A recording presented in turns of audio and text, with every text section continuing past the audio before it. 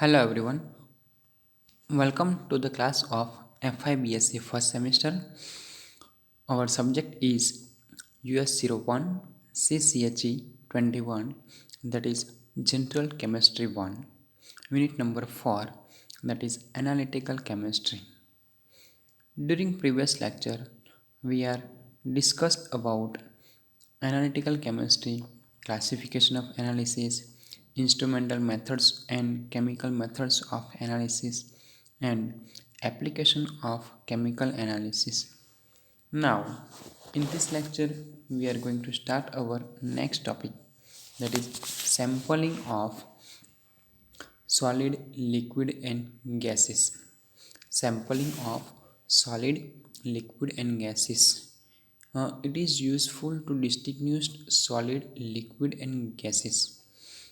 આમ જોવા જઈએ તો sampling of solid liquid and gases means what, તો કે આપણે જ્યારે એનાલિસિસ કરીએ કોઈ પણ કમ્પાઉન્ડનું, એ કમ્પાઉન્ડની ફર્સ્ટ એની પ્રોપર્ટીઝ જોઈએ છે આપણે, એ સોલિડ છે, લિક્વિડ છે, એ ગેસ છે, સ્ટેટ જોઈએ છે. આમ તો એના પરથી આપણે જે સોલિડ, લિક્વિડ અને ગેસ છે એ કમ્પાઉન્ડ એનું કેવી રીતે સેમ્પલિંગ કરવાનું એ આપણે વન બાય વન આની અંદર જોઈશું. Before carrying the actual analysis of the given sample, the chemist needs to follow certain steps to get the small quantity of analyzable sample. બરાબર, જો નાનું સેમ્પલ આપણે મેળવવું હોય સેમ્પલિંગ કેમ, બિકોઝ ઓફ એનાલિસિસ કરવા માટે જે સેમ્પલ આપણે લેવાનું છે એ સેમ્પલ કેવી રીતે લેવાનું, બરાબર, એ આપણે નીચેના સ્ટેપ પરથી આપણે જોઈશું. પણ એ પહેલાં વોટ ઇઝ સેમ્પલ, બરાબર, સેમ્પલ કોને કહેવાશે એ જોઈએ. ડેફિનેશન જોઈએ તો ડેફિનેશન છે sampling involves obtaining a small mass of material whose composition accurately represent the bulk of the material given for the analysis. બરાબર, આમ જોવા જઈએ તો કોઈ એક માટીના ઢગલામાંથી નાનો પોર્શન માટીનો અથવા થોડીક માટી લઈએ એ આપણે સેમ્પલ કહેવાય. એક આ ઉદાહરણ દ્વારા સમજીએ. બરાબર, કે sampling involves obtaining a small mass of material, આપણે થોડું માસ ઓફ મટીરિયલ લેવાનું છે. Whose composition accurately represent the bulk of the material, means એવી જ પ્રોપર્ટી એ સેમ્પલ ધરાવતું હોવું જોઈએ જે આખું જે બલ્ક અથવા તો જેટલું પણ મટીરિયલ જે છે એ બધું જ મટીરિયલ સેમ પ્રોપર્ટીઝ ધરાવતું હોવું જોઈએ. બરાબર, મટીરિયલ્સ ગિવન ફોર એનાલિસિસ. આ થઈ વાત ડેફિનેશન એકવાર ફરીથી જોઈ લઈએ કે sampling involves obtaining a small mass of material whose composition accurately represent the bulk of the material given for the analysis. બરાબર, જોયું આપણે in analytical chemistry the process in which representative piece of material is extended for longer amount of analysis, extended from longer amount of analysis અને કહેવાય sampling. Sampling must be accurate and must have same composition of bulk. બરાબર, જે sampling જે છે એ sampling કેવું હોવું જોઈએ, accurate હોવું જોઈએ, અને જે પણ એનું જેટલું કોઈ પ્રપોર્શન છે એમાંથી જે પણ સેમ્પલિંગ આપણે જે લીધું છે એ સેમ્પલિંગની દરેક કમ્પોઝિશન એના સેમ હોવા જોઈએ. Generally the bulk is large and heterogeneous. જે સોલિડ સેમ્પલ હશે એમનું જે બલ્ક સોલ્યુશન હશે એ હિટ્રોજીનિયસ હશે. એનું અમાઉન્ટ અથવા તો એની પ્રોપર્ટીઝ એ અમુક નાના પદાર્થો છે એ બધું કેવું હશે, અલગ અલગ હશે. So a great effort is required to get real sample. તો એ જે હિટ્રોજીનિયસ સેમ્પલ હશે એ સેમ્પલને આપણે હોમોજીનિયસ સેમ્પલ બનાવવું પડે. હોમોજીનિયસ સેમ્પલ બનાવવા માટે અમુક મેથડ્સ છે એ આપણે વન બાય વન જોઈશું આગળ. ડેફિનેશન જોઈએ રિયલ સેમ્પલ. તો રિયલ સેમ્પલ કોને કહેવાય, વોટ ઇઝ રિયલ સેમ્પલ, બરાબર. Real sample is the true representative of the bulk which has same composition as the bulk has. It is obtained from the process known as sampling. Sampling can be gas, liquid or gases. આ real સેમ્પલની વાત કરી કે real sample is part of sample, બરાબર, sample જ છે પણ કેવું તો કે એક મોટા બલ્ક પ્રપોર્શનની અંદરથી એક નાનું કમ્પોઝિશન આપણે ઓબ્ટેન કરીએ અને એ જે નાનું સેમ્પલ અથવા તો જે નાનું કમ્પોઝિશન આપણે ઓબ્ટેન કર્યું છે એ જેવું બલ્ક પ્રોપર્ટીઝ, જેવું બલ્ક જે વધારે પ્રપોર્શનની જે પણ અમાઉન્ટ છે એ અમાઉન્ટ જેવું જ બિહેવ અથવા તો એવી જ પ્રોપર્ટી ધરાવતું હોવું જોઈએ. એને આપણે કહેવાશે રિયલ સેમ્પલ, સાચું સેમ્પલ કહેવાશે. સેમ્પલ કોઈ પણ હોઈ શકે, ગેસ હોઈ શકે, લિક્વિડ હોઈ શકે અને સોલિડ હોઈ શકે. તો આ આખી વાત થઈ sampling of solid, liquid and gases, બરાબર. ફરીથી એકવાર સમજી લઈએ કે what is a sample. Sample it means શું કહેવાશે? It means sampling means small mass of material. આપણી લેંગ્વેજમાં સમજીએ તો small mass of materials taken from the bulk of the material given four the analysis. મોટા પ્રપોર્શનની અંદરથી આપણે એક નાનું પ્રપોર્શન લઈએ સેમ્પલિંગ, એનું એનાલિસિસ કરવા માટે, એને કહેવાશે સેમ્પલિંગ. સેમ્પલિંગ કેવું હોવું જોઈએ? રિયલ સેમ્પલિંગ હોવું જોઈએ, રિયલ સેમ્પલ હોવું જોઈએ. રિયલ સેમ્પલ કોને કહેવાય? તો કે જે આપણું મોટું બલ્ક જે પ્રપોર્શન ધરાવતું છે, આપણો જે પદાર્થ છે કે કોઈ પણ વસ્તુ છે એ એમાંથી જે સેમ્પલ લઈએ છીએ એ સેમ પ્રોપર્ટીઝ ધરાવતું હોવું જોઈએ.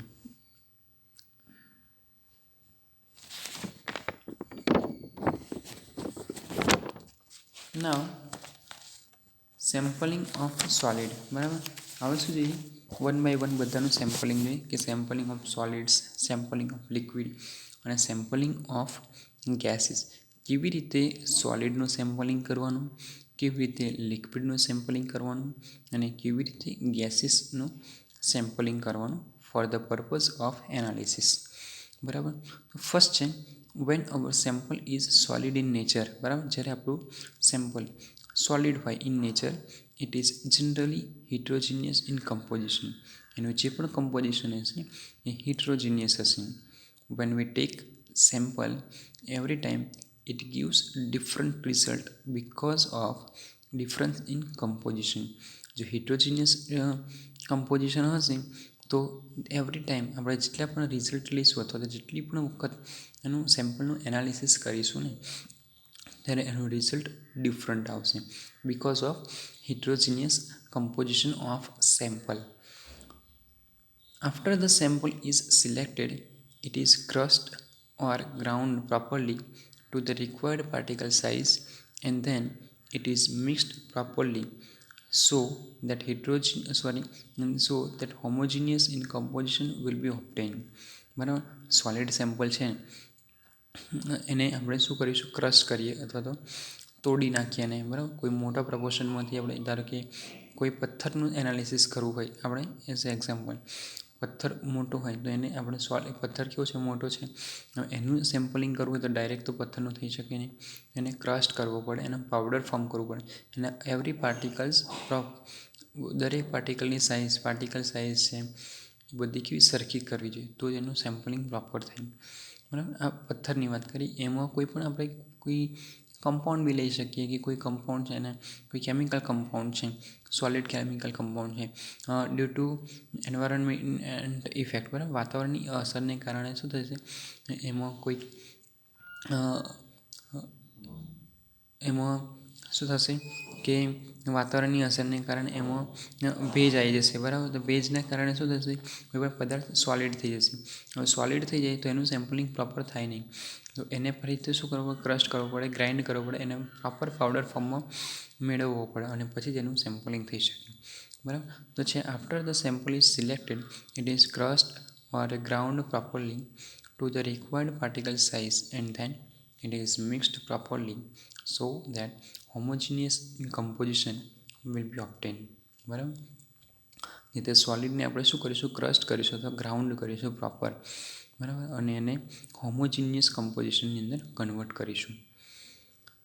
The grinding can be done with mortar and pestle in laboratory or for more bulk we can use crusher and grinder, બરાબર. લેબોરેટરીની જો વાત કરીએ આપણે તો લેબોરેટરીની અંદર સોલિડને ગ્રાઇન્ડ કરવા માટે આપણે મોટર અને પેસ્ટલનો યુઝ કરીએ છીએ લેબોરેટરીની વાત કરીએ તો. અને ફોર બલ્ક વધારે પ્રમાણની અંદર જો જરૂર હોય તો આપણે ક્રશર અને ગ્રાઇન્ડરનો યુઝ કરીએ એઝ ઇન્ડસ્ટ્રી લેવલ. જનરલી ઇન્ડસ્ટ્રીની અંદર ક્રશર યુઝ થતા હોય અને ગ્રાઇન્ડર યુઝ થતા હોય. Then this material is passed through certain size, that is mesh of sieves, so that uniform particle size is obtained. હવે શું કરીશું આપણે કે જે બી મટીરિયલ્સ આપણે ગ્રાઇન્ડ કર્યું છે, બરાબર, ક્રશ કર્યું છે, એ મટીરિયલને ચારણીની અંદર આપણે શું કરીશું, એડ કરીશું. તો ત્યાં આગળ શું થશે, યુનિફોર્મ પાર્ટિકલ સાઇઝની અંદર આપણને કમ્પોઝિશન મળશે.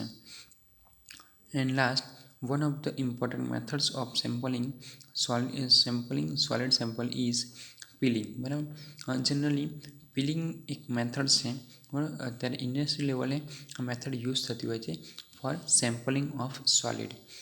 તો આ આખી વાત થઈ સેમ્પલિંગ ઓફ સોલિડ. ફરીથી સમજી લઈએ કે સેમ્પલિંગ ઓફ સોલિડ કોને કહેવાય. તો કે when our sample is solid in nature, it is generally heterogeneous. બરાબર, જ્યારે આપણે સોલિડ સેમ્પલ હશે એ કેવું હશે, હિટ્રોજીનિયસ હશે. In the composition when we take sample, every time it gives different result because of difference in composition. Solid સેમ્પલની ફરી વાત કરીએ તો સોલિડ સેમ્પલ શું હશે, હિટ્રોજીનિયસ કમ્પોઝિશન ધરાવે છે. જ્યારે આપણે સેમ્પલ લઈએ છીએ ત્યારે તેને અલગ અલગ કમ્પોઝિશન જોવા મળે છે. આમ સેમ્પલમાં અલગ અલગ કમ્પોઝિશન હોવાને કારણે સોલિડનું પ્રોપર સેમ્પલિંગ થઈ શકતું નથી. That's why after the sampling is selected, it crushed and or ground properly to the required particle size, and then it is mixed properly so that homogeneous composition will be obtained. આમ proper એનું sampling માટે સોલિડને crust અથવા તો તેનું proper particle size મેળવવી જરૂરી છે. ત્યારબાદ તેને પ્રોપર મિક્સ્ડ કરવામાં આવે છે. આમ જોવા જઈએ તો સોલિડને પાવડર ફોર્મમાં કન્વર્ટ કરવો પડે છે. The grinding can be done with mortar and pestle in laboratory, or for more bulk we can use crusher and grinder. લેબોરેટરીની ફરી આપણે વાત કરીએ તો લેબોરેટરી લેવલે સોલિડ સેમ્પલને મેળવવા માટે મોટર કે પેસ્ટલનો ઉપયોગ કરવામાં આવે છે. અને વધારે પ્રમાણમાં જથ્થો મેળવવો હોય તો આપણે ક્રશર કે ગ્રાઇન્ડરનો ઉપયોગ કરી શકીએ અથવા તો કરવામાં આવે છે. Then this material passed through certain size mesh of sieves to that uniform particle size is obtained. બરાબર, સરખી પાર્ટિકલ સાઇઝ મેળવવા માટે એને એક ચાળણી અથવા તો સીવ્સની અંદર એડ કરવામાં આવે છે, જ્યાં એ સેમ પ્રપોર્શનના પાર્ટિકલ સાઇઝ હશે એ ડિફરન્ટ શું થશે, અલગ થઈ જશે. આ મટીરિયલને ખાસ પ્રકારની ચાળણીમાં પાસ કરવામાં આવે છે જેથી યુનિફોર્મ પાર્ટિકલ સાઇઝ મેળવી શકાય છે. યુનિફોર્મ પાર્ટિકલ સાઇઝવાળા સોલિડનો ઉપયોગ આપણે સોલિડ સેમ્પલ તરીકે કરી શકાય છે. One of the most important method of sampling is peeling. peeling જે છે એ અત્યારે જનરલી ઇન્ડસ્ટ્રી લેવલે સૌથી વધારે યુઝ થતી મેથડ છે for sampling of solid. we can see sampling of solid in this figure. બરાબર, હવે how to take sample of solid. બરાબર, આપણે સોલિડનું સેમ્પલ કઈ રીતે લઈ શકીએ. Let's see what happen in this sampling method. આ મેથડ તમે જોઈ શકો છો.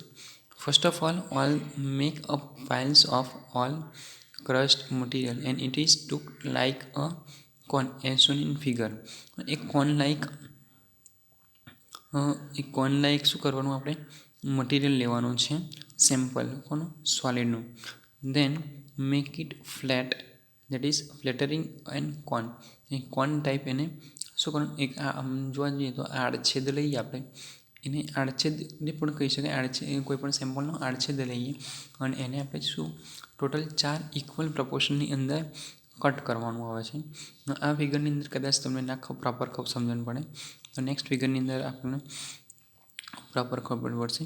બરાબર. After this divided into 4 equal parts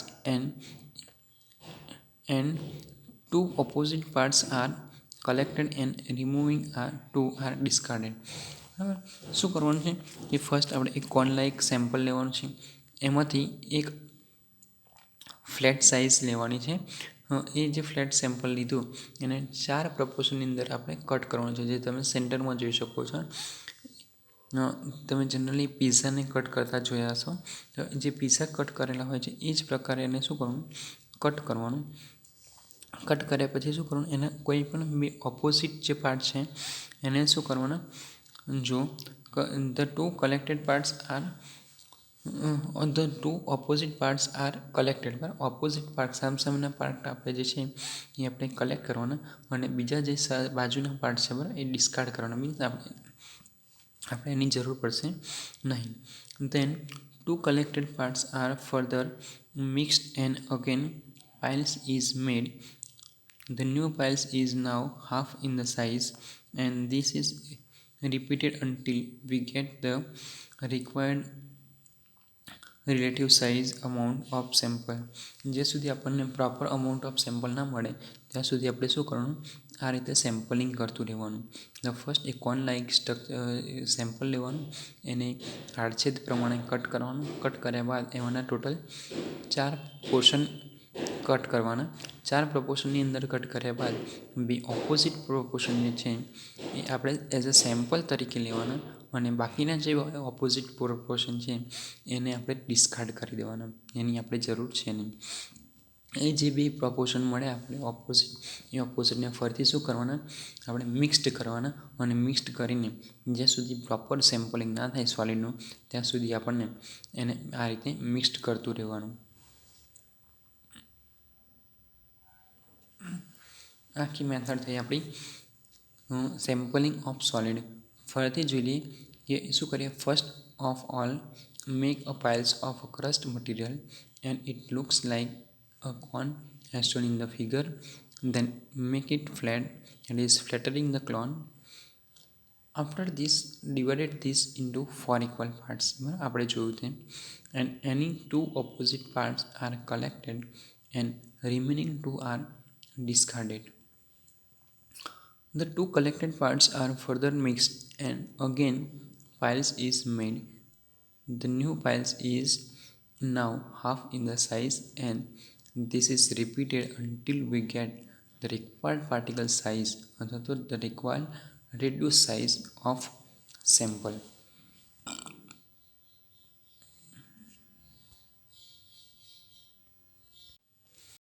આ મેથડની અંદર તમે પ્રોપર સમજી શકશો. જે ફિગર છે એની અંદર સિમ્પલ પહેલાં એક કોન લાઇક સ્ટ્રક્ચર લેવાય છે, ત્યારબાદ એને શું કરવામાં આવે છે, ટોટલ 4 પ્રપોર્શનની અંદર શું કરીએ છીએ, કટ કરીએ છીએ. જો પહેલાં શું કરવાનું છે, કોન લાઇક સ્ટ્રક્ચર લેવામાં આવે છે, એને ત્યારબાદ શું કરવાનું છે, કટ કરવામાં આવે છે. પહેલાં સેન્ટરમાંથી અને પછી બીજા સેન્ટરમાંથી કટ કરીએ છીએ. કટ કર્યા બાદ ટોટલ 4 પ્રપોર્શનની અંદર એને શું કરીએ છીએ, કટ કરવામાં આવે છે. એમાંથી શું કરીએ છીએ આપણે કે જે સામસામેના પ્રપોર્શન જે છે એ પ્રપોર્શન આપણે શું કરીએ છીએ, ડિસ્કાર્ડ કરીએ છીએ અને જે સામસામેના બીજા પ્રપોર્શન જે છે એના સેમ્પલ તરીકે આપણે શું કરીએ છીએ, યુઝ કરીએ છીએ. આ જ મેથડ ફરીથી શું કરવાની છે, રિપીટ કરવાની છે. ફરીથી એનું સેમ્પલિંગ કરવાનું છે કે જે કોન લાઇક સ્ટ્રક્ચર હતું એને ફરીથી ટોટલ 4 પ્રપોર્શન લેવાના અને ફરીથી એનું શું કરવાનું, સેમ્પલિંગ કરવાનું અલગ અલગ રીતે.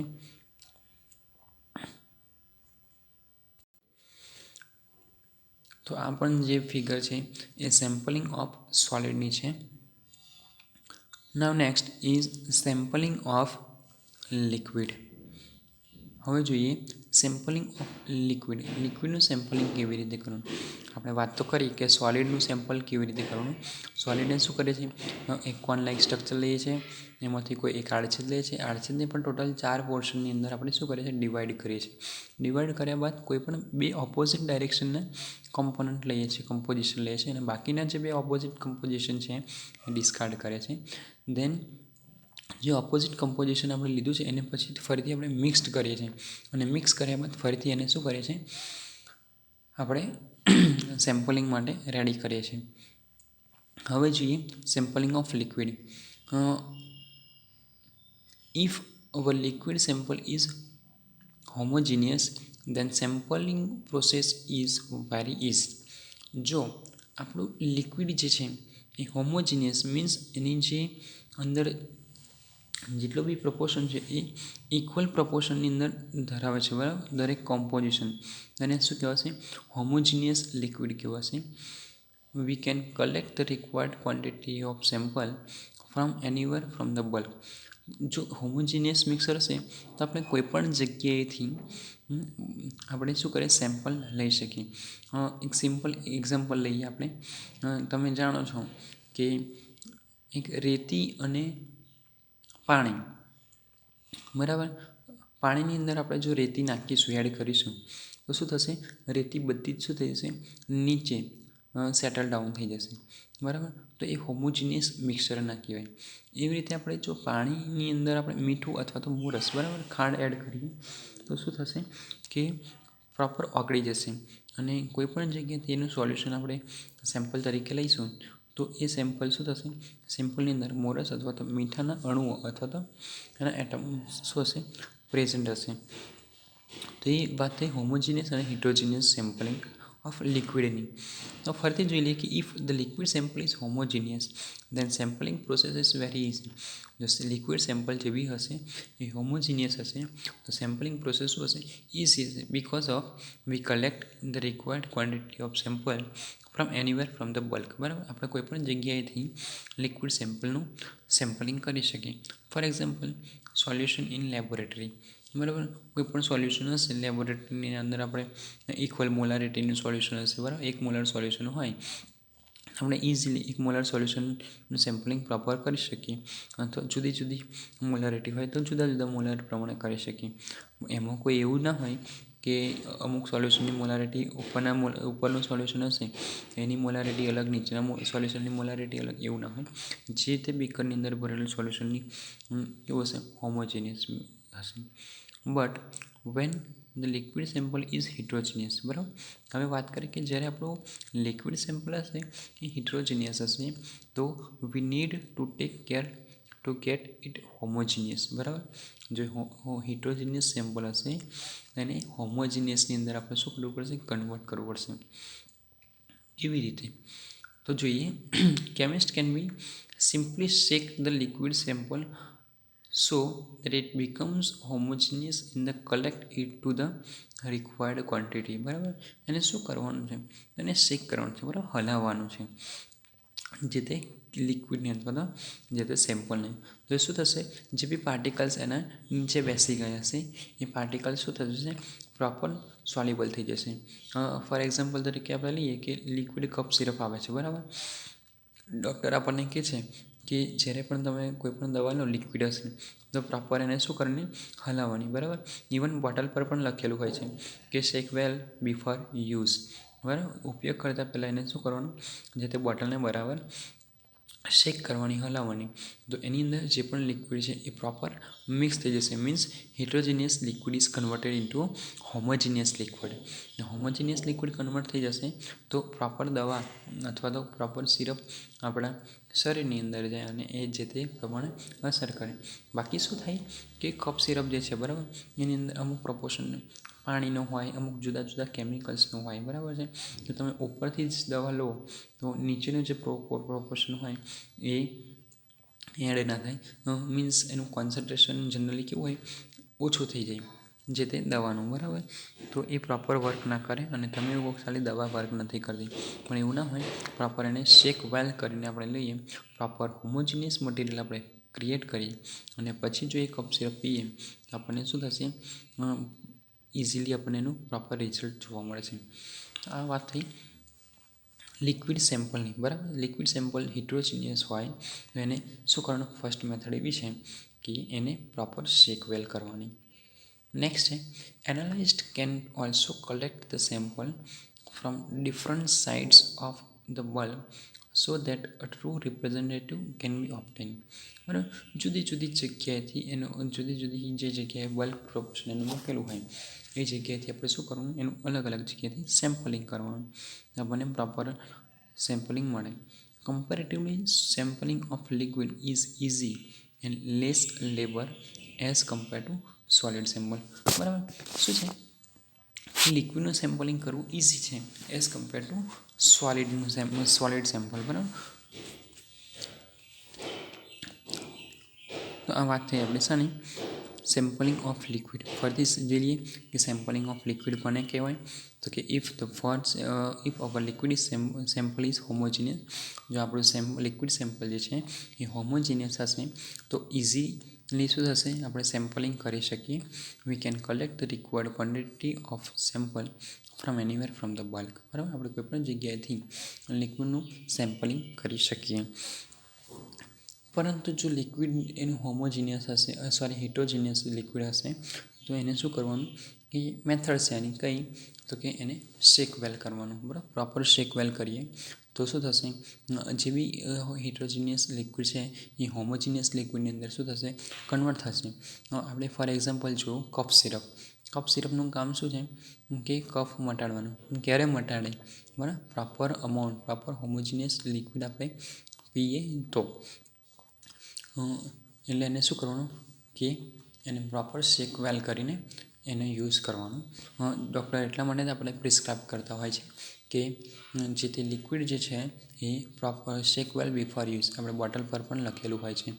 કોઈપણ લિક્વિડ દવાનો ઉપયોગ કરતાં પહેલાં એને પ્રોપર પ્રપોર્શનની અંદર હલાવવાની. બરાબર એને થોડી શેક વેલ કરવામાં આવે છે. Then analyst can also collect the sample from different sides of the bulk so that true representative can be obtained. Then and comparatively sampling of liquid is easy and less labor as compared to solid sample. લિક્વિડનું સેમ્પલિંગ જ્યારે પણ આપણે કરીએ છીએ અને એમાં થોડી મહેનત પણ ઓછી થાય છે જોવા મળે છે ઓછી મહેનત કરવી પડે છે એમાં એઝ કમ્પેર ટુ સોલિડ. કેમ કારણ કે સોલિડની અંદર આપણે શું કરીએ છીએ કે સોલિડ સેમ્પલ લે છે એને ક્રશ કરીએ છીએ ગ્રાઇન્ડ કરીએ છીએ અને 4 પાર્ટ્સની અંદર ડિવાઈડ કરીએ છીએ. એમાં બી 2 પાર્ટ્સનું સેમ્પલિંગ કરવામાં આવે છે અને બાકીના 2 પાર્ટ્સ ડિસ્કાર્ડ કરવામાં આવે છે. જ્યારે લિક્વિડમાં શું હોય છે કે હિટ્રોજીનિયસ અને હોમોજીનિયસ લિક્વિડ જે બી હોય એને પ્રોપર પ્રપોર્શનની અંદર જો હિટ્રોજીનિયસ લિક્વિડ હોય અને પ્રોપર પ્રપોર્શનની અંદર મિક્સ કરીને હોમોજીનિયસ લિક્વિડ બનાવવામાં આવે છે. થર્ડ જોઈએ તો થર્ડ છે સેમ્પલિંગ ઓફ ગેસીસ. ગેસીસનું સેમ્પલિંગ કેવી રીતે કરવાનું તો nowadays the sampling of gases is શું થશે sampling of gases is more frequent for atmospheric pollution control and monitoring to check the quality of air we breathe. આપણે જે પણ શ્વાસ લઈએ છીએ બરાબર એ શ્વાસને આપણે શું કરીએ છીએ એનું સેમ્પલિંગ પણ કરવામાં આવે છે. આપણે અત્યારે જોઈએ છીએ ન્યૂઝમાં કે બધામાં કે દિલ્હીનું વાતાવરણ વધારે પ્રદૂષણવાળું છે કે એવું બધું આપણને સમાચારમાં જોઈ શકાય. તો કેવી રીતે ખબર પડે તો એ જે ગેસીસ જે છે બરાબર એ ગેસનું સેમ્પલિંગ કરવામાં આવે છે અને સેમ્પલિંગ કર્યા બાદ એનું એનાલિસિસ કરવામાં આવે છે. એનાલિસિસ કર્યા બાદ એની અંદર અલગ અલગ કમ્પોઝિશન ફાઇન્ડ કરવામાં આવે છે એલિમેન્ટ્સ ફાઇન્ડ કરવામાં આવે છે. બરાબર એ બધું ફાઇન્ડ કરીએ ત્યારે આપણને ખબર પડે છે કે આની અંદર આ એલિમેન્ટ્સ પ્રેઝન્ટ છે આ ગેસીસ પ્રેઝન્ટ છે જે આપણને હાર્મફુલ આપણને નુકસાનકારક છે. એટલા માટે એ લખ્યું છે કે nowadays sampling of gases is more frequent for atmospheric pressure atmospheric pollution and monitoring to check the quality of air we breathe. Next, air is the complex mixture of different gases, components and particulate matter. બરાબર આપણને બી ખબર છે કે એરની અંદર ઘણા બધા gases ખાલી હવા જ નથી હવાની અંદર પણ ઘણા બધા ગેસીસ છે ધૂળ છે રજકણો છે ફરતા રહેતા હોય છે એનું આપણે શું કરવું પડે, એનું એનાલિસિસ કરવું પડે. એના પર ડિપેન્ડ્સ કરતા અમુક ફેક્ટર્સ બી છે, જેમ કે એનું લોકેશન છે. લોકેશન મીન્સ જગ્યા, બરાબર. કોઈ પણ કચરાવાળી જગ્યા હોય, જ્યાં કચરો સૌથી વધારે પડ્યો હોય, ત્યાં સૌથી વધારે ગંદી સ્મેલ આવતી હોય છે, બરાબર. એ એક ત્યાં આગળનું વાતાવરણ વધારે ખરાબ હોય. બીજી વાત છે ટેમ્પરેચર, બરાબર. તાપમાન પર પણ અસર કરતી હોય છે. ગરમ તાપમાન છે કે ઓછું તાપમાન છે, વધારે તાપમાન છે કે ઓછું તાપમાન છે. ધેન છે વાઇન્ડ, મીન્સ પવનની દિશા, પવન વધારે છે કે ઓછો છે, એ બધું જ ઇફેક્ટ કરતું હોય છે ગેસીસને. ધેન છે રેન, બરાબર. વરસાદ છે કે નહીં, વરસાદ છે તો વધારે છે કે ઓછો છે, ભેજવાળું વાતાવરણ છે કે સૂકું વાતાવરણ છે, બરાબર. સિઝન મીન્સ ઋતુ, શિયાળો છે, ઉનાળો છે કે ચોમાસું છે, એના આધારે ઋતુ પ્રમાણે પણ એના ગેસીસમાં શું થશે, ઇફેક્ટ થતી હોય છે. બિકોઝ ઓફ પ્રેશર છે, એની પ્રોપર્ટીઝ છે, ફિઝિકલ પ્રોપર્ટીઝ છે, અથવા તો એની કેમિકલ પ્રોપર્ટીઝની અંદર એનું શું થશે, ઇફેક્ટ થતી હોય છે. તો અત્યારે જે વાત કરીએ આપણે કે સેમ્પલિંગ ઓફ ગેસ, અત્યારે જે બી ગેસીસ જે છે એની ક્વોલિટી ચેક કરવી અત્યારે બહુ જ જરૂરી છે. તો આ જે ક્વોલિટી આપણે ચેક કરવાની છે એ કેવી રીતે કરવાની, બરાબર, એ જોઈએ. After collecting air sample from various location, જુદી જુદી જગ્યાએથી આપણે જ્યારે એરનું સેમ્પલ, હવાનું સેમ્પલ લઈએ છીએ, then it is pass through various filter, બરાબર. જુદા જુદા ફિલ્ટરમાંથી શું કરવાનું, પાસ કરવું પડે છે. Which is solid particulars are removed.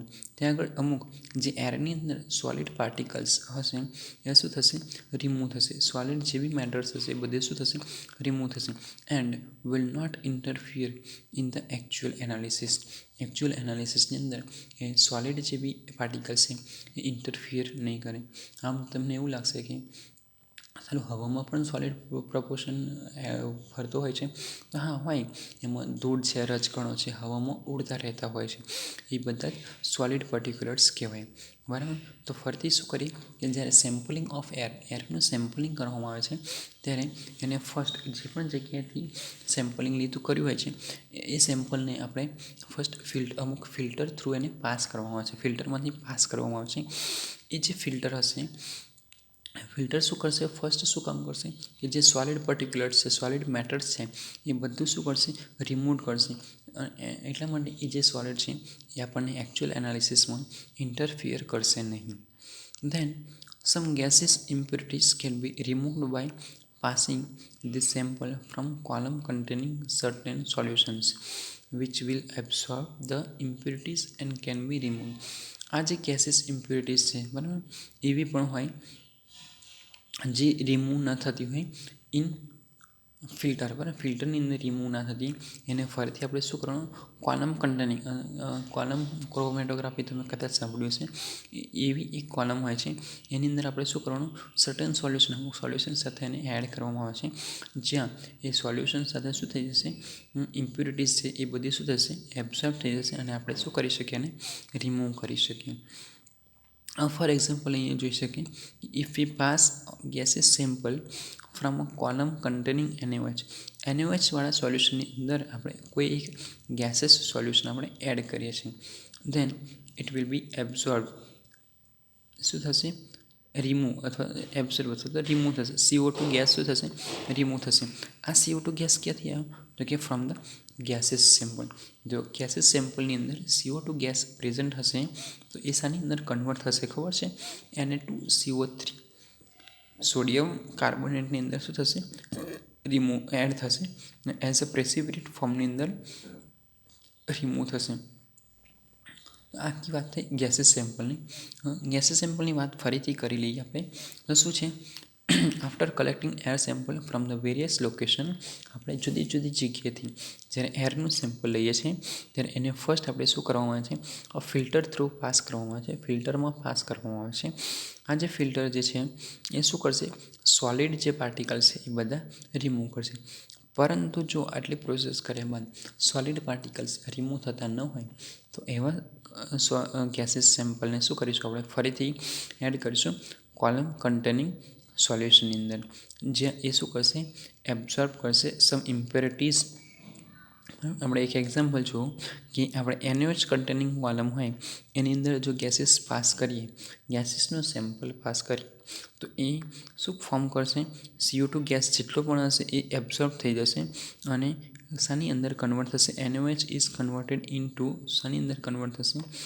Na2CO3 sodium carbonate as a precipitate ફોર્મની અંદર શું થશે? કન્વર્ટ થશે અને બાકીની જે એર હશે એ આપણે બહાર કાઢી લઈશું તો આપણને પ્યોર એર મળશે. બરાબર, તો આ આખી વાત થઈ સેમ્પલિંગ ઓફ ગેસીસ. નેક્સ્ટ જોઈએ stage of analysis. Stages of analysis. કોઈ પણ સોલ્ટ કમ્પાઉન્ડ અથવા તો કોઈ પણ સેમ્પલનું એનાલિસિસ કરવું હોય તો એના અમુક સ્ટેજ હોય. બરાબર, 1 by 1 સ્ટેજ જોઈએ આપણે. A complete chemical analysis consists of series of steps as shown in figure. બરાબર, આગળની નેક્સ્ટ સ્લાઇડની અંદર આપણે જોઈએ કે કેટલા પ્રકારના સ્ટેજીસ ઓફ એનાલિસિસ હોય છે. જનરલી 7 પ્રકારના સ્ટેજીસ હોય છે. 1 by 1 જોઈશું. પણ શા માટે આપણે સ્ટેજ એનાલિસિસ જોઈએ છે? તો in order to maintain accuracy and reproducibility of result all this steps must be carried out carefully. જેટલા પણ સ્ટેપ છે એ આપણે પ્રોપર એનાલિસિસ કરવા માટે, બરાબર, એક્યુરેસી અને રિપ્રોડ્યુસિબિલિટી ઓફ રિઝલ્ટ, બરાબર, પ્રોપર રિઝલ્ટ મેન્ટેન કરવા માટે આપણે શું કરીશું? દરેક સ્ટેજ છે એ પ્રોપર આપણે વર્ક કરે છે કે નહીં એ જોઈશું. Sample preparation is considered to be the most important stage of analysis.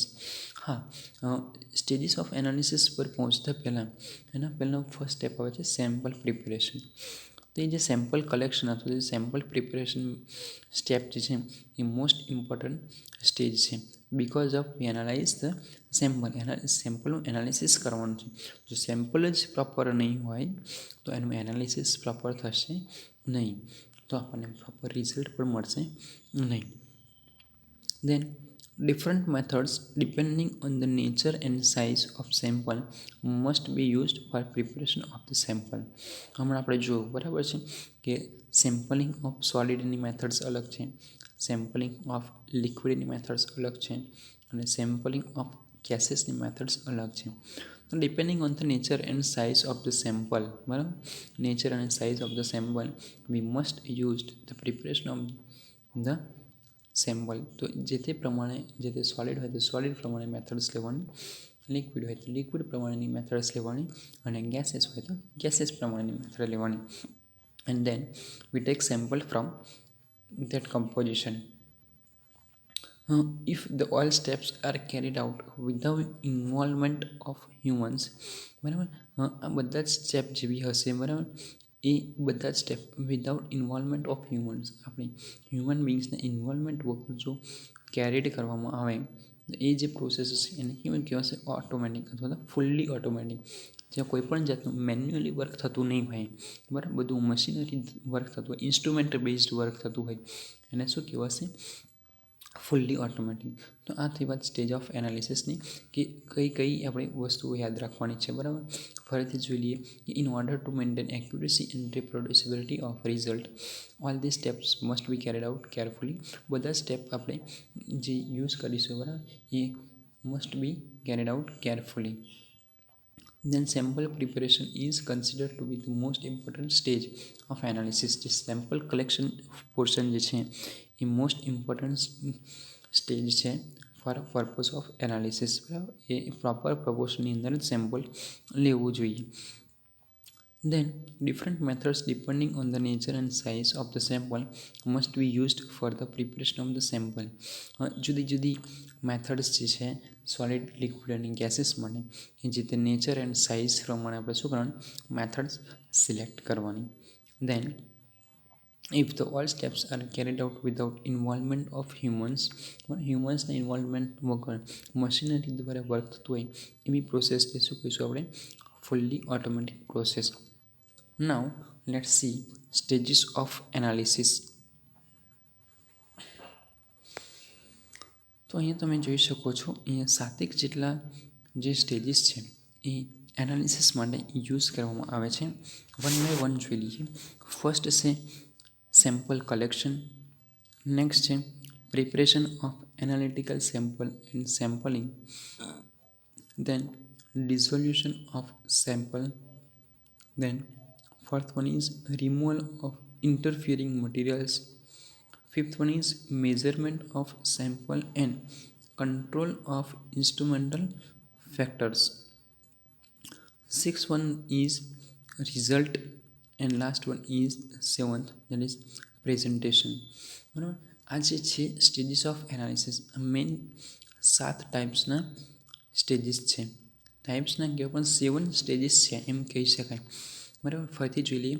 First stage છે sample collection, then preparation of analytical sample, then dissolution of sample, then removal of interfering materials, then fifth one is measurement of sample and control of instrumental factors, sixth one is result, and seventh is presentation.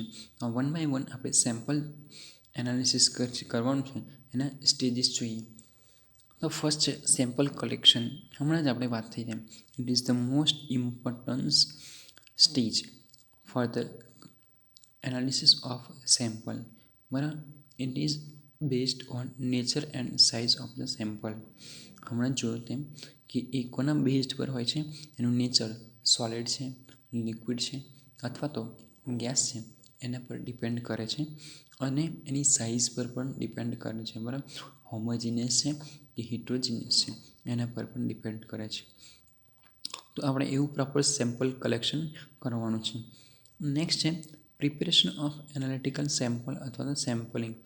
એની અંદર શું કરીશું કે જે તે sample આપણે લઈ છીએ, solid છે, લિક્વિડ છે, ગેસીસ છે, એને એનાલિસિસ પર્પઝ માટે આપણે શું કરવાનું છે, સિલેક્ટ કરવાનું. દેટ મીન્સ એની અમુક સાઇઝ છે એ રિડ્યુસ કરવાની જરૂર છે કે નહીં, પ્રોપર મિક્સ કરવાની જરૂર છે કે નહીં, ડ્રાઇંગ કરવાની જરૂર છે કે નહીં, બરાબર, એનું વોલ્યુમ પ્રોપર મેઝર કરવાનું છે કે નહીં, એ બધું આપણે શું કરીશું, જોઈશું આની અંદર. Preparation of analytical sample, therefore in this it is include in reduction of size of particles, mixing, drying and measurement of volume or weight. બરાબર, એનું વોલ્યુમ અથવા વેટ શું કરીશું, મેઝર કરીશું. Third one is dissolution of sample. That means એની અંદર શું include થશે, હીટિંગ છે, ઇગ્નિશન છે, ફ્યુઝન છે, એન્ડ ડાયલ્યુશન આફ્ટર ડિઝોલ્યુશન. બરાબર, અને અમુક પ્રકારનું એનું શું ટેસ્ટ કરવા જરૂરી છે, એને હીટ કરવું જરૂરી છે, એને ફ્યુઝ કરવું, ડાયલ્યુટ કરવું, ઇગ્નાઇટ કરવું, બરાબર, એને સળગાવવું, એ બધું શું એની અંદર આવશે, ડિઝોલ્યુશન ઓફ સેમ્પલ ઇફ રિક્વાયર્ડ. બરાબર, દેન આવશે રિમૂવલ ઓફ ઇન્ટરફિયરિંગ મટીરિયલ્સ. હમણાં જ આપણે જોયું કે આપણે અમુક ઇન્ટરફિયરિંગ મટીરિયલ્સ હોય, સોલિડ હોય કે લિક્વિડ હોય, અને આપણે શું કરીશું, એમાંથી સેમ્પલમાંથી રિમૂવ કરીશું. તો એની મેથડ્સ છે ફિલ્ટ્રેશન છે, સોલ્વન્ટ એક્સટ્રેક્શન મેથડ છે, આયન એક્સચેન્જ મેથડ છે, અને ક્રોમેટોગ્રાફી છે. બરાબર, with the help of this methods we remove all interfering materials which are the filtration, solvent extraction methods, and exchange methods and chromatography. એમાંથી આપણને શું થશે, જે ઇન્ટરફિયરિંગ મટીરિયલ્સ હશે એ બધા જ ઇન્ટરફિયરિંગ મટીરિયલ્સ રિમૂવ થશે. Then fifth one is measurement of sample and control of instrumental factors. બરાબર, હવે શું કરવાનું કે સેમ્પલનું મેઝરમેન્ટ કરવાનું છે, અને એને શું કરવાનું, ઇન્સ્ટ્રુમેન્ટલ અમુક ફેક્ટર્સ એને કેલિબ્રેટ કરવું, ઓપ્ટિમાઇઝ કરવું, બરાબર, એને સ્ટાન્ડર્ડાઇઝ કરવું, એ બધા જ સ્ટેજીસ આની અંદર આવશે. આ સ્ટેજ નંબર 5માં આવશે. તો શું છે કે standardisation, calibration, optimization and measurements of different properties are included in this 5th stages. Next 6th number, that is result. હવે જે બી એનાલિસિસ કરીશું આપણે એનું રિઝલ્ટ મેળવવું જરૂરી છે. બરાબર, એનું શું થશે, એનું કેલ્ક્યુલેશન અને સ્ટેટિકલ ઇવોલ્યુશન થશે, અને ઇવોલ્યુશનના આધારે લાસ્ટ જે સ્ટેપ છે દેટ ઇઝ પ્રેઝન્ટેશન, એ શું આપણને ફાઇનલ રિઝલ્ટ આપશે. દેટ ઇઝ પ્રિન્ટ આઉટ અથવા તો ગ્રાફિકલ પ્રેઝન્ટેશન અથવા તો એનો ડેટા સ્ટોર કરશે. બરાબર, તો આખી વાત થઈ સ્ટેજીસ ઓફ એનાલિસિસની. શું થશે ફરીથી સમજી લઈએ કે ટોટલ 7 પ્રકારના સ્ટેજીસ છે એનાલિસિસ માટે. એ જે 7 પ્રકારના સ્ટેજીસ છે એનાલિસિસના એ વન બાય વન જોઈ લઈએ કે કયા છે. તો ફર્સ્ટ છે sample collection, then preparation of analytical sample and sampling, then resolution of sample, then fourth one is removal of interfering materials, then measurement of sample and control of instrumental factor, then results and presentation. First સ્ટેપની વાત કરીએ તો sample collection it is based on nature and size of the sample. બરાબર, એ કોના પર depend કરશે તો એનું નેચર, સોલિડ છે, લિક્વિડ છે કે ગેસીસ છે, અથવા તો એની સાઇઝ હોમોજીનિયસ છે કે હિટ્રોજીનિયસ છે એના પર ડિપેન્ડ કરશે. Then preparation of analytical sample, it include reduction of size of particles, mixing, drying and measurement of volumes or weight. Then third one is dissolution of sample. In this, heating, ignition, fusion and dilution after dissolution if required. બરાબર, જરૂરી પ્રમાણે heat આપવાની, સળગાવવાનો, fuse કરવાનો અથવા dilute કરવાનો. Then fourth one is removal of interfering materials, means with the help of different methods, that is filtration, solvent extraction methods, ion exchange methods, chromatography. તો એનાથી શું થશે, રિમૂવલ ઓફ ઇન્ટરફિયરિંગ મટીરિયલ્સ આપણે શું કરીશું, રિમૂવ કરી શકીશું. Then measurement of sample and control of instrument factor. તો સેમ્પલ્સનું મેઝરમેન્ટ કરવાનું અને જે ઇન્સ્ટ્રુમેન્ટને અમુક પ્રમાણે સ્ટાન્ડર્ડાઇઝ કરવા પડે, કેલિબ્રેટ કરવા પડે અથવા એને ઓપ્ટિમાઇઝ કરવા પડે, પણ અમુક એરર્સ હોય એ રિમૂવ કરવી પડે. એ બધા સ્ટેપ જે છે એ આ સ્ટેજની અંદર ઇન્ક્લુડ થશે. Then sixth one is result. આ બધી જ પ્રોસેસ પૂરી કર્યા બાદ આપણને એક રિઝલ્ટ મળશે on the basis of calculation. બરાબર, એ જે તે કેલ્ક્યુલેશન આધારે કેલ્ક્યુલેશન એન્ડ સ્ટેટિકલ ઇવોલ્યુશન થશે 6 નંબર રિઝલ્ટની અંદર. અને લાસ્ટ આપણને મળશે એની હાર્ડ કોપી અથવા તો soft copy, that is presentation, means print out, graphical presentation and data storage. એ આપણને શું થશે, ડિજિટલ સ્ટોરેજ, ડિજિટલ કોપી બી જોઈ શકીએ આપણે, અને એની પ્રિન્ટ આઉટ પણ આપણે જે તે સ્ટેજીસ ઓફ એનાલિસિસના આધારે જે લાસ્ટ સ્ટેજ છે એમાં આપણે જે તે સેમ્પલનું એનાલિસિસ થયું છે કે નહીં એનું આપણે શું થશે ફાઇનલ રિઝલ્ટ મેળવીશું.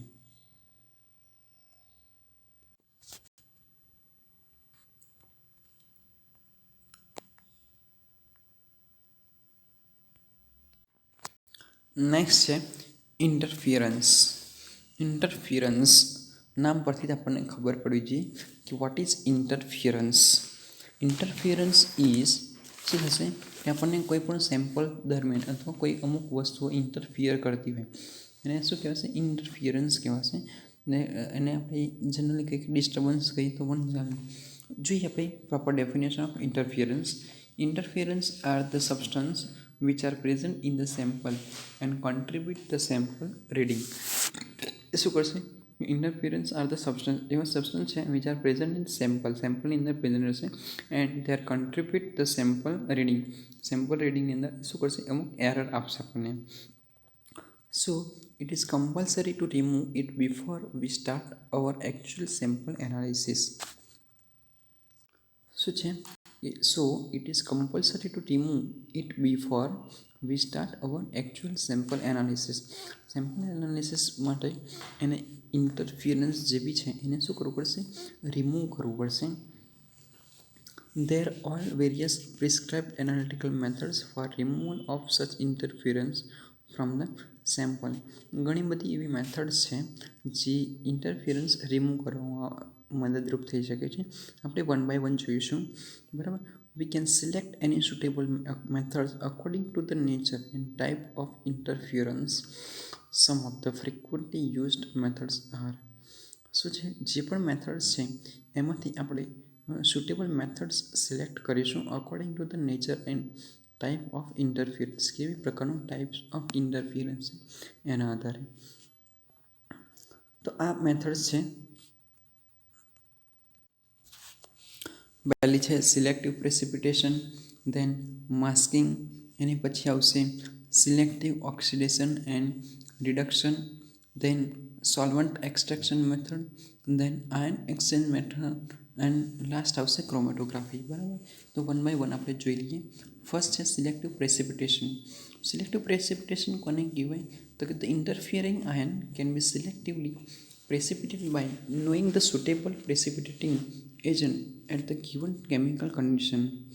Sometimes pH control is required for effective removal of interference, and a great care is required to ensure that no sample ions are particularly lost with this precipitation. Means the interfering ion can be selectively precipitated by knowing the suitable precipitating agent. આપણે શું કરીશું? એ મેથડને શું કહેવાશે? Selective precipitation methods કહેવાશે. Next છે masking.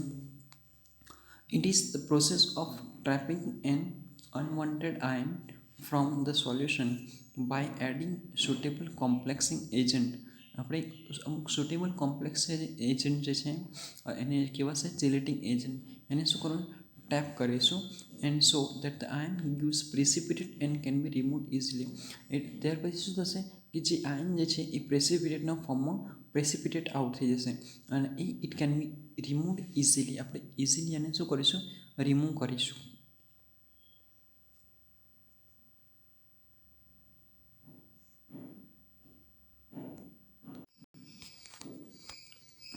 Next આવે છે selective oxidation or reduction.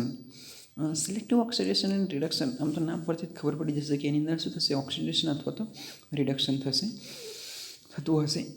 Here interfering ion is either oxidized or reduced in the solution so that during actual analysis it will not take part into reaction and becomes passive enough remaining with the sample ion. Means જ્યારે sampling થયું હશે એમાં અમુક proportion એવો બી હશે, અમુક ions એવા બી હશે જેનું ઓક્સિડેશન અથવા તો રિડક્શન થતું હશે ડ્યુરિંગ ધ સેમ્પલિંગ અથવા તો ડ્યુરિંગ ધ એનાલિસિસ. બરાબર, એ શું કરશે? આપણને ઇન્ટરફિયરિંગ એજન્ટ કહેવાશે. તો એ જે બી આપણે ઇન્ટરફિયરિંગ એજન્ટ છે એને આપણે શું કરીશું? ઓક્સિડેશન અથવા રિડક્શન જે પ્રોપોર્શનવાળો જે પોર્શન છે એને આપણે રિમૂવ કરીશું. ફોર એક્ઝામ્પલ આપણે જોઈએ કે ભાઈ પ્રેસિપિટેટિંગ આયનનું જ્યારે પણ પ્રેસિપિટેશન થતું હશે ત્યારે શું થશે? Hydroxide it is always oxidize to Fe+3 state and not Fe+2.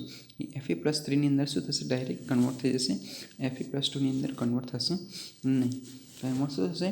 Oxidation અથવા તો રિડક્શનના કારણે જે બી ચેન્જીસ છે એ જોવા મળે છે.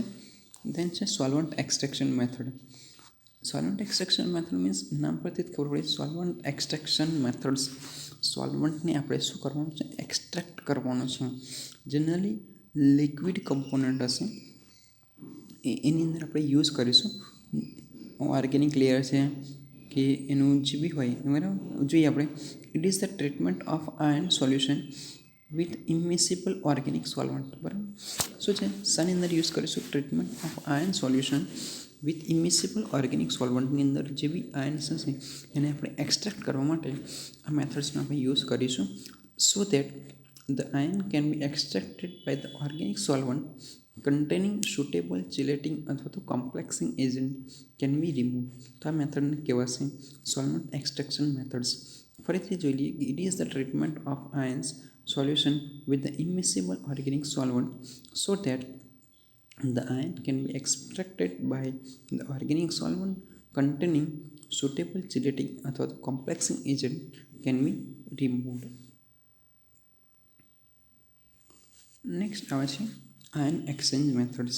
જો સોલ્વન્ટ એક્સટ્રેક્શન મેથડ એમાંથી સોલ્વન્ટને એક્સટ્રેક્ટ કરવાનું, આયન એક્સચેન્જ મેથડ હોય તેમાંથી આયન એક્સચેન્જ કરવાના આવશે. બરાબર, this method include utilizing proper cation exchanger and anion exchanger. આપણે જાણીએ છીએ કે આયન કેટલા પ્રકારના હોય છે? બે પ્રકારના હોય છે, કેટાયન હોય છે અને એનાયન હોય છે. એને એક્સચેન્જ કરવાના જનરલી રેઝિન જે ઇન્ડસ્ટ્રી છે એની અંદર સૌથી વધારે યુઝ થતું હોય છે આ વસ્તુ. So this includes utilizing proper cation exchanger or anion exchanger resins for removing unwanted interference from the solution. This exchanger resins are filled in column and sample solution is passed through the column. The resulting solution is free from interference. જે બી solution છે અથવા જે બી sample છે એને કોલમની અંદર add કરવાનું. Add કર્યા બાદ એની અંદર કેટન અને એને શું થશે, એક્સચેન્જ થશે અને એના આધારે શું થશે, જે બી ઇન્ટરફિયરિંગ એજન્ટ અથવા તો ઇન્ટરફિયરન્સ છે એ બધું શું થશે, રિમૂવ થઈ જશે. લાસ્ટ છે that is chromatography. Chromatography is a separation technique. A separation technique છે where by using different stationary phase column and unwanted ion or species can be removed. Generally chromatography જે છે include બે stage include કરતું હોય છે. એક stationary phase છે અને એક મોબાઈલ ફેઝ છે. કોલમ ક્રોમેટોગ્રાફીની વાત કરીએ તો કોલમ્સની અંદર સ્ટેશનરી ફેઝ છે એ જુદા જુદા યુઝ કરવામાં આવે છે અને એના આધારે અનવોન્ટેડ જેવી આયન્સ છે અથવા તો જે સ્પીસીસ છે એ આપણે શું કરી શકીએ છીએ, રિમૂવ કરી શકીએ છીએ. There are many methods under this title. Some of the absorption chromatography, બરાબર, આ એક ક્રોમેટોગ્રાફીનો પાર્ટ જ છે. પાર્ટેશન ક્રોમેટોગ્રાફી, ગેસ ક્રોમેટોગ્રાફી છે, HPLC છે. આના સિવાય બીજી આવે છે પેપર ક્રોમેટોગ્રાફી છે, થિન લેયર ક્રોમેટોગ્રાફી છે. આ બધી જ ક્રોમેટોગ્રાફી જે છે એ આપણે યુઝ કરીએ છીએ for the remove of interfering agent. It is also known as a separation techniques. બરાબર. તો આજે આપણે વાત કરી શાની વાત કરી છે આજે આપણે, કે સ્ટાર્ટિંગ કરી તો આપણે sampling of solid, liquid and gases. એમાં જોયું તો આપણે કે સેમ્પલિંગની definition, what is mean by sampling, sampling કોને કહેવાશે, types of sampling means sampling of solid, sampling of liquid and sampling of gases. Then we discussed about stages of analysis. There are total 7 stages of analysis. The first one is sample collection. Then next one is preparation of analytical sample and sampling. Then third one is dissolution of sample. Then fourth one is removal of interfering materials. Fifth number one is measurement of sample and control of instrumental factor. Sixth number is result, and seventh is presentation, in which last presentation we got final printout and graphical presentation and data, digital data.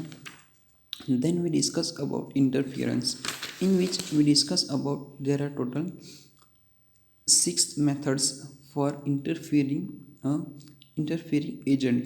That is, first one is selective precipitation, then masking, then selective oxidation and reduction. Then fourth one is solvent extraction, fifth one is ion exchange, and last, that is 6 number, that is chromatography. Here we are going to stop our lecture, and during next lecture we discuss about selection methods, limitation of analytical methods, classification of errors, in which we discuss about what is error.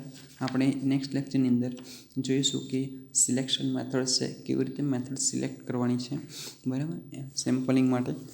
Than limitation of analytical methods, જે બી analytical methods instrument based જે બી methods છે એની limitations જોઈશું આપણે.